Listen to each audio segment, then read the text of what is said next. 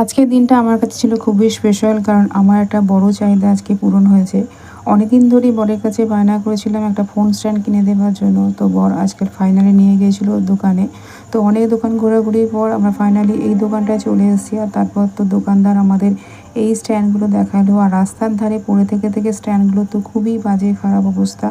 তো সেজন্য আমাদের পছন্দ হয়নি। তারপর আমরা বহু দোকান ঘুরলাম, কিন্তু কোনো দোকানেই খুঁজে পেলাম না। সবই ফোনের দোকান, আর ফোনের দোকানে স্ট্যান্ড পাওয়া যায় না।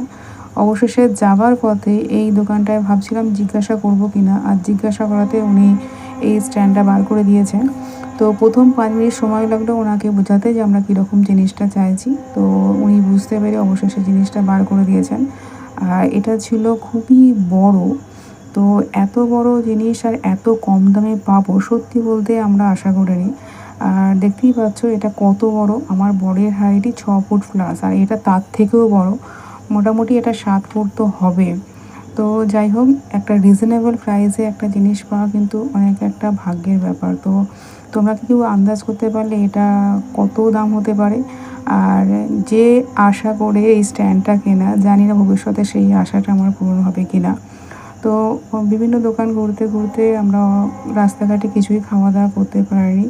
অবশেষে বিরিয়ানি নিয়ে বাড়ি ফিরলাম রাতে খাওয়া দাওয়া করার জন্য। তো দেখা হচ্ছে পরের ভিডিওতে। সকলকে গুড নাইট।